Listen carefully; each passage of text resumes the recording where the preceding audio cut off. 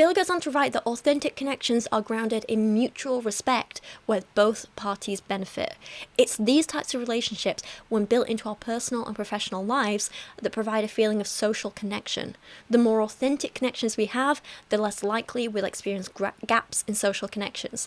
Having just one authentic connection can mean the difference between happiness and loneliness. And this is something I want you to try and remember as we go forward with this video, and especially into the next section. The value arises from genuine, authentic, deep connection with other people, not just in surface level interactions or getting attention. That's something I'm going to keep coming back to. There is a reason that study after study shows that while social networking can help some lonely people forge connections, this can only help when it's being used to facilitate authentic connections. For the majority of people, it's no replacement for real-life friendship, and there is no world in which something like getting likes on social media or having strangers randomly message you like creepy things is going to alleviate loneliness. A lot of people I've seen talking about loneliness online seem to completely misunderstand this. Attention and connection are not the same thing. In the same way that alone and lonely are not the same thing, a person can be alone but not lonely, a person can be receiving a lot of attention but still feel incredibly lonely because they're not getting that authentic connection. Let's look at a few video clips as an example. So here's a video I found online of a young man talking about how lonely he feels in his life and how he believes a relationship with a woman will be the only solution to that. I think we're going to be looking at this video in a little bit more detail, or at least some of the clips from it later in the video. So don't worry too much about this main young man for now. I just want to give you the context for this whole video, because the bit that I want you to focus on for this is there is a little man in the corner responding to him, reacting to him, and trying to give him some life advice. I think he sees himself as a little bit of like a self-help guru. He's like, ooh, I'm going to teach men how to be men. This man basically gives him groundbreaking advice like shave your mustache and go for a run at one point as a way to alleviate loneliness. Interesting.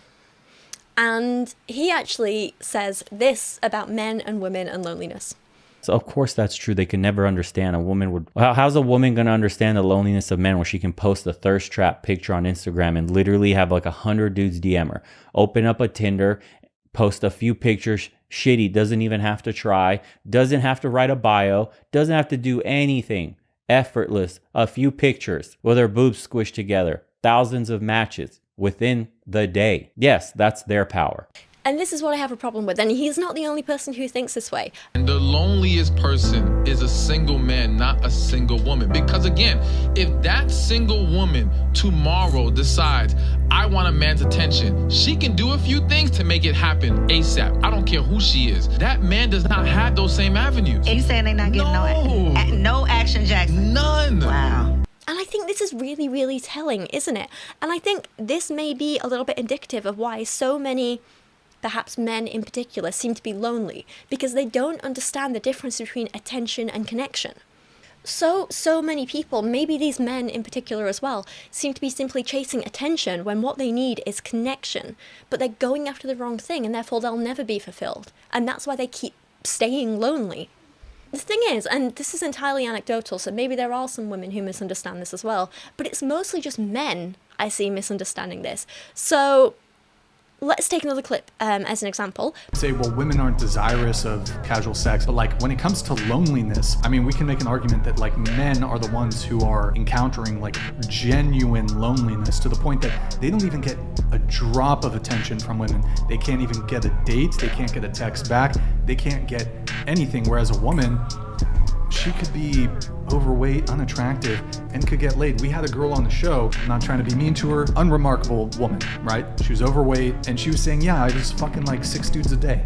Those are, okay. But her male looks equivalent, like overweight, not attractive, that guy is struggling to even get a text back. Let's, I don't want to ignore it, but let's try and put aside the body shaming and misogyny here, as disgusting as it is.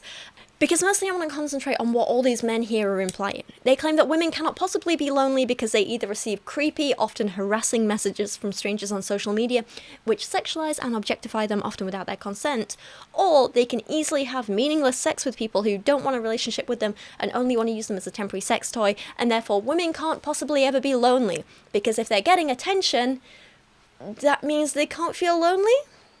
Now, I'm not saying there aren't women out there who aren't fulfilled by these things. Maybe they enjoy the messages from strangers. Maybe there are women who, get fulfillment and connection out of casual sex. That's not an issue. That can absolutely happen. And if those women are deciding that's how they want their connection and everything, that's absolutely fine for them. Let them do it. All good.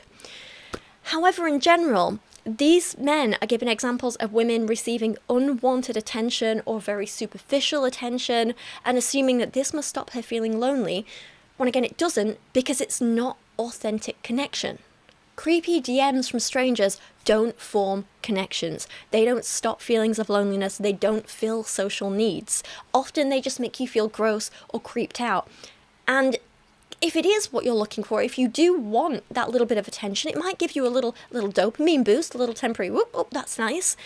But they're nothing, because it's still not an authentic, deep connection based on mutual respect where both parties benefit. Remember that definition we had earlier? That's important. That matters. It's the same with things like dating apps. They can be useful because they can be a precursor to future authentic connection. But in itself, they don't really help, because even if you get attention on there, that's not real connection.